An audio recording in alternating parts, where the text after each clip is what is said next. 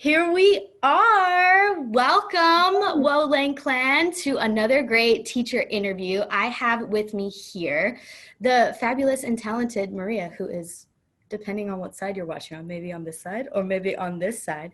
But Maria is a fellow Spanish teacher who is here to talk to us all about two amazing things.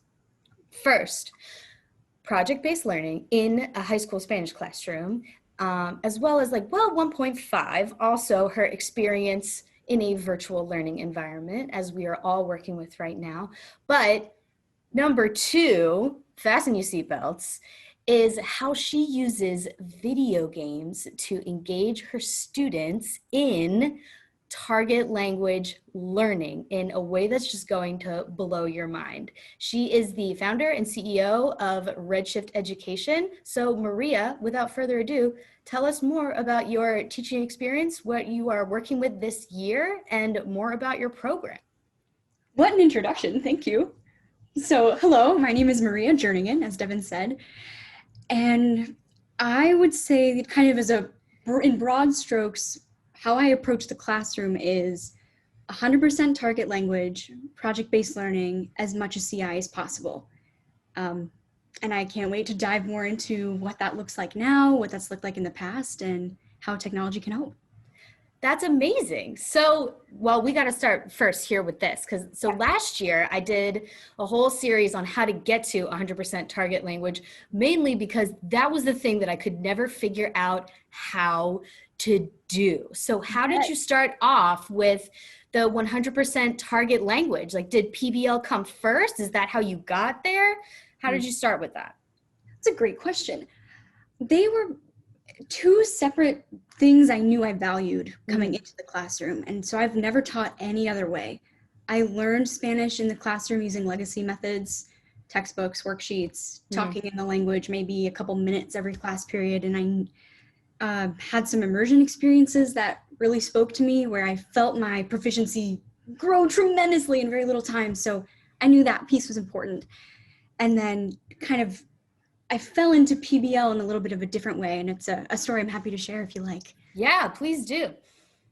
All right, so I found PBL extremely early in my career. Before I was a teacher, I came to college with this obsession, this burning question, which was, how can we reinvigorate high schools so that high school students actually care about their learning?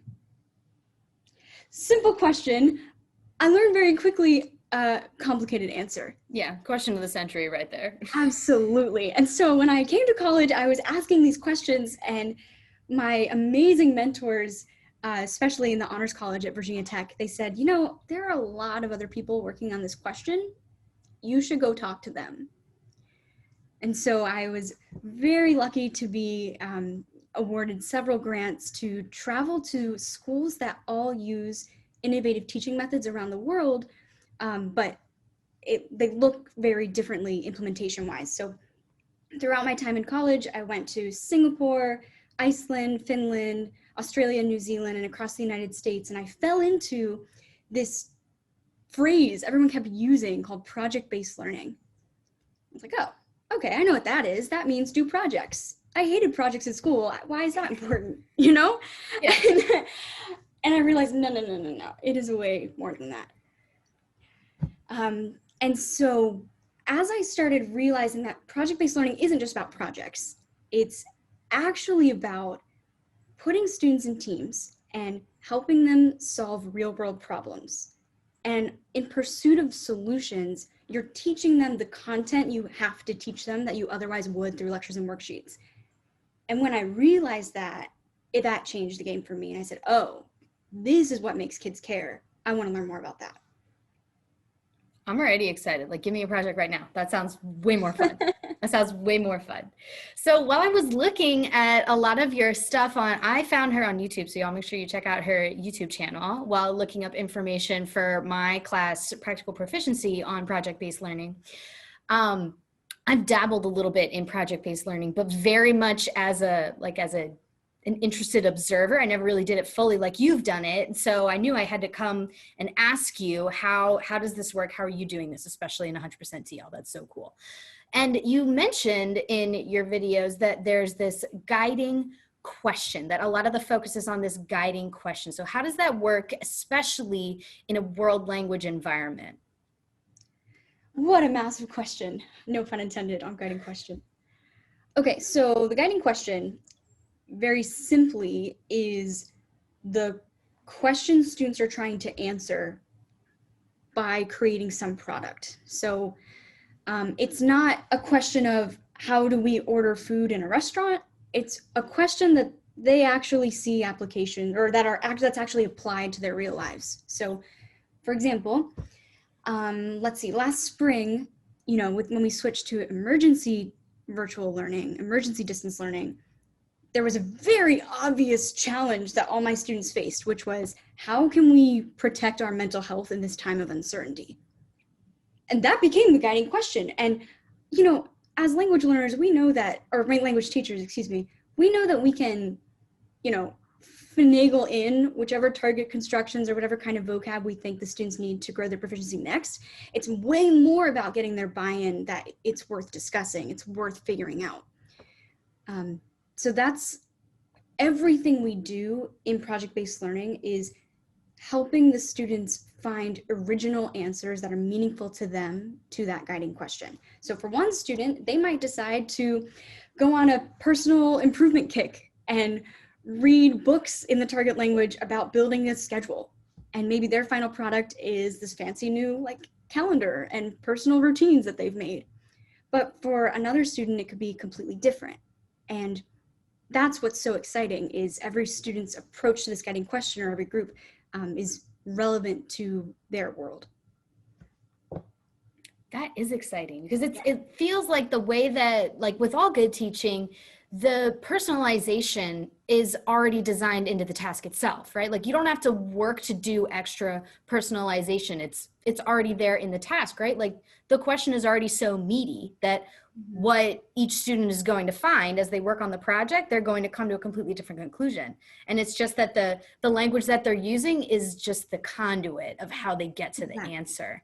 I like to say that the grammar is coincidental. The vocab you learn is coincidental. And that's when you're focusing on not being perfect, but instead focusing on solving a problem you actually care about and you actually see as useful, the language comes, because that buy-in is what you need to be able to discuss it in class in the target language, to be able to voice your process, to be able to ask questions to each other. Totally. What does that look like in a novice classroom? I know I used to do mostly level 1s and level 2s. So what does PBL look like when you're working with novices? Because there's no question that they can do it. Novices can do a lot more than we think they can, but we always do have to ask that extra question of, what is this going to look like? Not if we can, but how do we need to make this work? Yeah. Okay. So I will say that in the first maybe couple months of the semester in level 1, we don't do PBL. We do 100% target language CI, because they need to have some kind of input and some kind of self-efficacy, some kind of belief in themselves that they can actually communicate in this language before I throw them into even more ambiguity in a different project. In other words, just trying to understand what's going on in class every day is a real world enough challenge for them at first. Yeah. But once we have a couple months under our belt, and once the idea of showing up and hearing no English is no longer scary, but rather empowering, then the guiding questions and the tasks we do to kind of breadcrumb their way to a final solution, they follow the same model, but they're simpler.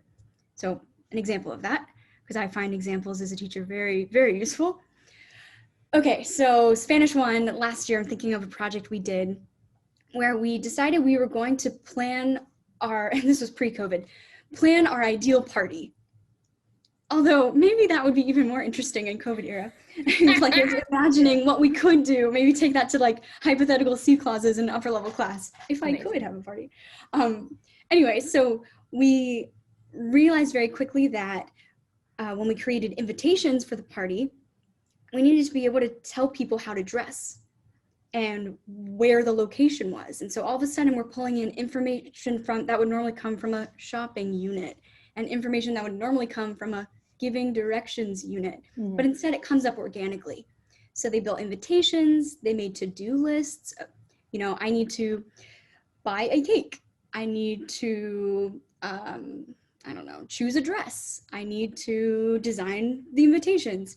And so they pick up vocab and they pick up constructions through the pursuit of those tasks. So I will tell them, we're going to plan a party. You need to have an invitation. You need to have a venue.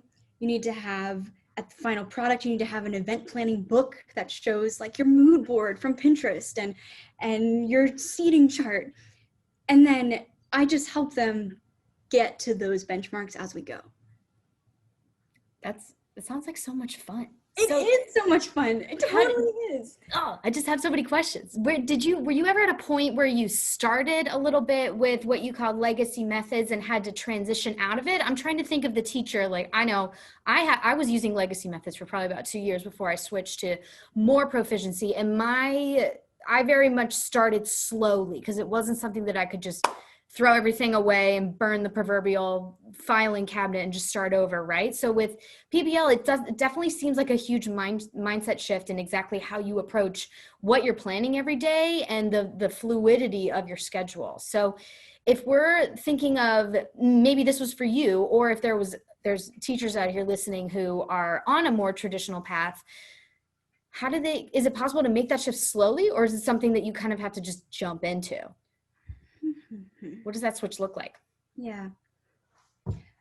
I will avoid your question at the beginning of my answer because I came to teaching because I didn't want it, not because I wanted to teach Spanish specifically, not because I wanted to fill students' heads with words and verb conjugations.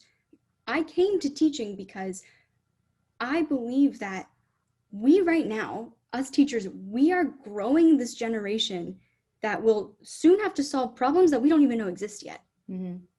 And so it's my job not to cram vocab into their heads, but to give them the skills to be able to work with people who see the world differently from them, to solve problems without clear, concise directions and worksheet fill in the blanks, right? You can't solve climate change with a worksheet. And so it has always been my mission coming into teaching that I'm going to teach the skills they need to solve complex problems. So I never had that shift because I came into the profession with that mission. But I recognize that's not the case for everybody. And so as I've consulted with other educators who are looking to make more of a pivot, the first thing is hard.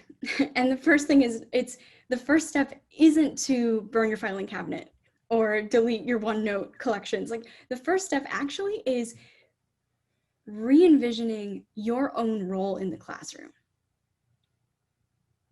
It is not my job to have all of the knowledge and share it with them on a certain schedule. It is not my job to correct everything that they say and write until it's perfect and not missing a single accent mark. That's a shift. Instead, my job is their ally in helping them find resources they need to be able to communicate what they want to communicate. That takes humility, that takes security in yourself, because oftentimes teachers I've spoken with who've been in this industry or in this, in the classroom longer than I have, that's scary because that's a totally different vision of your role and what you show up to do every day. And I think if you can surround yourself with other people who are making that mindset shift now or already have, then that's the first step for sure. Yeah, that is very true. That it's very much about how you approach what your role is every day. I like that a lot. And to be okay with that. And to be okay with it. Because it's uncomfortable at first. So you're in the classroom doing this every day now. So what does your day look like? I want to know about all the planning things. Mm-hmm. How do you plan what your day looks like so that teachers can start doing this tomorrow? And what does the classroom process also look like in concrete steps? What does that shift actually look like as an educator? What are the things that you say instead? Okay. The first step, and this is, I have a YouTube video on this, so you can go to youtube.com/ Oh, good. Yeah, we'll link it then. We will link this. So the first step is just to listen to what your students care about. So I find that I spend way less time planning lessons when I realize that there's the key. It is the key. And again, like, look up Maria Jernigan, no prep PBL, I got you. But I realized very quickly that if I start every day asking them what's on their minds, I get inspiration from that all the time. Teenagers love telling you about their problems. They love complaining, right? They do. And they love telling you what they're passionate about, for those who are willing to listen. So first step, you're trying to implement some student-centered methods, which the way I umbrella term that includes project-based learning is listen to what your students care about. Then once I get something like that, once I get that kind of idea, I make what's called a launch document, or un documento de lanzamiento, transliteration. But basically I will work out in a document and eventually give to the students what are the kinds of things I'm hoping they'll be able to show mastery of at the end, what the guiding question is, like we talked about, the final product. So in the case of planning a party, that's like an event planner book with certain things in it. And then all these benchmarks that will get them there. And so the next step after having that inspiration from listening to them is kind of writing up the scaffolding, or at least the blueprint of what you're going to be working on in class. And then I show up as a servant and like, how can I help you? You know where we're going. What gaps of knowledge do you need? And that can I help you with to get you there? And I will tell you, every student is different. And so it is a waste of my time to plan, or record myself on Loom with a PowerPoint talking about the present subjunctive, because some students remember that from last year, some don't even need it for this project. Or it's a waste of my time planning a speed dating exercise, because every student is in a different place in their project. So I listen, I do a lot of improvising, because we all know where we're trying to go, and it's just me trying to help them. And then and throughout the whole thing, you give feedback, which I'm sure we'll talk about as well. Mm-hmm. So how do you help to give students direction who need it? Not necessarily that they're, off task, but maybe I used to have lots of students during projects they'd have like 4 options in front of them, and they were so excited to try each of them. How do you help narrow in students who have a lot of different places to go and they're not really sure how they're going to get there? Talk to them again in the target language.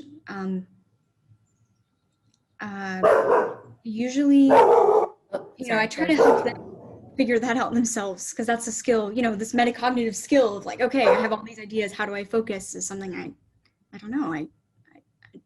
I just talk to them, if I can help them piece out which option they're more interested in, I guess. I don't know exactly. So it seems like it's very different for each student. Yeah, or every group of students. My classes are very small, and so I definitely recognize my privilege in that. If I had 30 students in the classroom, I would need to group students a little bit more intentionally, trying to guess kind of level-wise maybe different groups are. Your classroom, right? Every teacher is an expert, but that's just my experience. I've done both. I've had groups that were just full to bursting, 32, 33 plus. And we did something that was like a baby PBL, and it worked very well in groups. And there were definitely certain groups that you'd put certain groups together that you knew would just like do their thing, and other groups that you put together because you knew that all the Babysitters Club could be in one group and you could just help them as needed. But when you have a smaller class, I think that PBL would work really well if you have a smaller class, because honestly, the smaller class, it does, from doing both, they actually can be more work at times, because you need to work harder to make things more engaging for them, because they get sick of each other at some point. Like when you have like 10 students or 8 students, there's only so many, partner things that you can do, right? They want to do that individual exploration thing. So PBL works really, really well for that. We have a situation right now, especially in this virtual chaos that we're in right now, where we have lots of teachers who are working in a virtual environment where they have maybe 5 students in their room and they have lots of students learning individually at home. If that is you and you're watching that, I send you so much love and support through this computer screen right now. Man, that sounds really, really challenging. Yeah, it's been very challenging for them. I know. We're sending you all the love.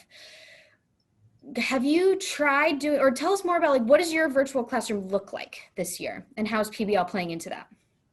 Yeah, so, okay. My school is 100% virtual, and our administration kind of encourages us to limit the amount of synchronous time because we're trying to prevent the Zoom overload that we have all felt for the students. So I Zoom once a week out of 3 class periods. So like most of my classes are Monday, Wednesday, Friday. So I Zoom on Wednesdays. And then the other 2 days we work on other stuff. I will say though, and this has been a really interesting revelation, that right now I'm finding that I need to give more structure than before for a couple different reasons. The first is these students have so much cognitive load that they have never had to deal with before. Like all of a sudden, all of their work comes through emails from Google Classroom in our school. And all of a sudden, they can't just ask a teacher a quick clarifying question in the hallway. There's so much small stuff they have to manage they haven't had to manage in this way before. And so if we go back to my mission as a teacher, helping them be comfortable with ambiguity, helping them solve real world problems, learning as they need to, I feel like I need to give them less complex problems in class because outside of class, or even just to show up to class, they're dealing with a lot of that already. So I'm focusing more on relationship building, confidence building, and these digital skills first. And then we're going to launch project-based learning units, especially this year in a couple weeks. So this is my first semester ever not immediately starting with PBL on every level except Spanish 1. But we can't be tone deaf to all the things on the students' plates, and I feel pretty strongly about that too. Yeah. It's important. I don't think that there's any teacher out there right now who is crazy attached to their syllabus or any kind of timeline right now, because what even is time? What even is that? Yeah. No. And you're right that if honestly, just like what you said, going back to engagement, that if we are tone deaf to the current climate of what students are facing, both in and out of the classroom, that there goes all complex problem solving anyways. Yeah. And there goes their trust in you. There goes, so many things. We have to look out for their well-being first. Absolutely. So what are some things that you're doing in class right now? Like since we're talking about, like, what are you doing next week with your students? Well, next week they are all continuing to play La Cuarentena. So maybe Yay! Perfect segue. You planned that, for sure. I absolutely did. It was all part of the plan. So, y'all, La Cuarentena is the extravagantly exciting video game. Yeah, she lets her students play video games in class, so you have to see this. Okay. So, we very broadly, I think everyone on this, or I was about to say on this call, everyone watching this. Live. I get on this call too, but we can all agree that it's critical now more than ever for students to use the language to communicate meaningfully, not to just give you back what they memorized. But it's harder than ever in a virtual environment to do that. And so me designing this game or our team designing this game was in response to that problem. So this particular game called La Cuarentena is done in groups of 2. And the premise is that you and your partner have been asked by the governor to be a part of the governor's COVID-19 special task force. And it's up to you and your partner to go around the community and have conversations with all these different members of the community, trying to piece like what the different problems are that each community member is facing.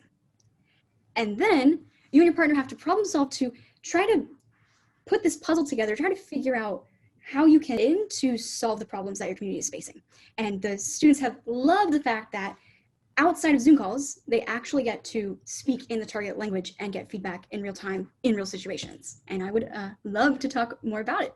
Yeah, can you show?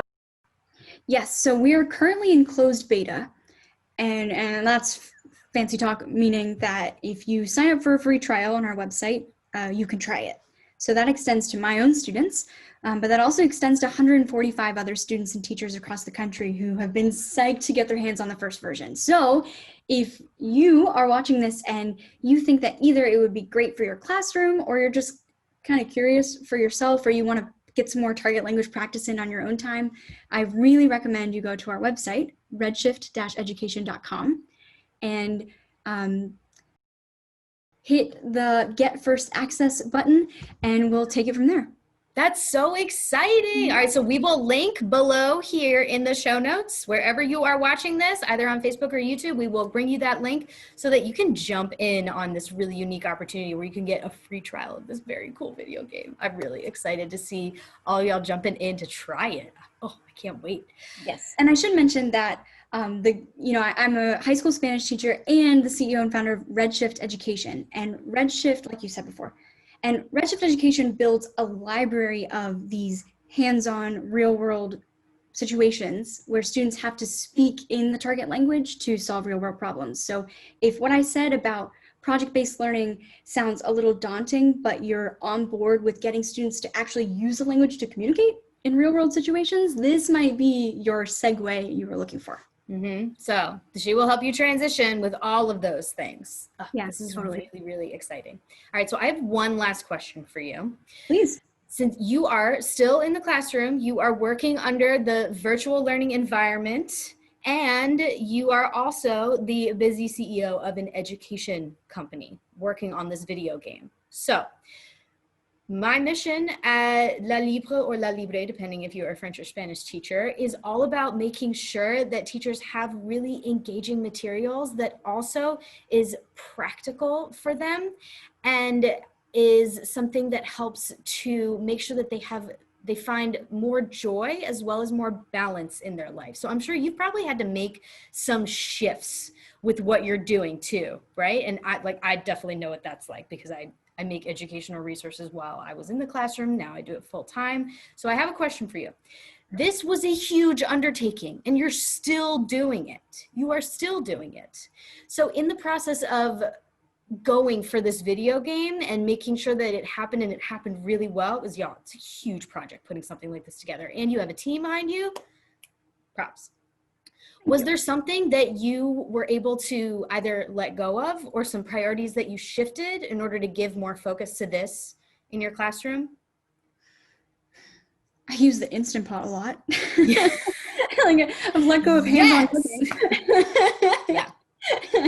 But in the classroom, or just anywhere, right? Because if you want to make something big like this happen, you have to let something else go. So what was that for you? You know, I don't see it as letting something go. I see it as being driven by this crazy passion, this crazy enthusiasm. And so for me, I come at it less of a deficit mindset and more of like, this is my mission. I'm super clear on what I want to do. And both being in the classroom and building the technology that can scale the methods I'm already using in the classroom, I have to do both. And I see so much value in both, and they inform each other. And so being able to leverage the content from Redshift Education in my classroom, and also being able to leverage my experiences for the YouTube content for Redshift Education, I think that crossover is what makes this feasible and with a healthy balance for me. Mm-hmm. Let me ask it in a little bit of a different way, because I agree with you. It's not really so much of a deficit, but more of like, was there something that you had to maybe sharpen up a little bit so that you would have more time?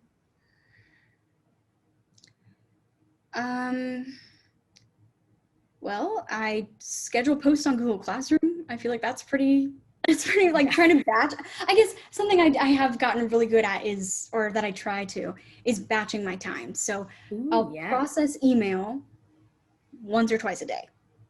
If I have meetings with students, I'll put them back to back to back so that then I've got uninterrupted work time to get students' feedback, to work on Redshift Education, to like plan kind of where we might be going next. So that's something that I've found, especially in the time of virtual learning, that I think your audience could really benefit from. Oh yeah. Look up Amy Landino time blocking or calendar blocking. I've learned a lot about how to listen to my own energy levels at different times of the day and how to match the kinds of work I'm doing based on that, if that makes sense. Yeah, batching for life is the only way that I cut my work hours. It's brilliant. It's brilliant. All right, just kidding. I have one last question for you, but it's a good one. No problem. What was your favorite thing that a student has said about La Cuarentena? Oh, in La Cuarentena? Or about it while they were playing it. I'll let you choose. Yeah, I mean, there's so many.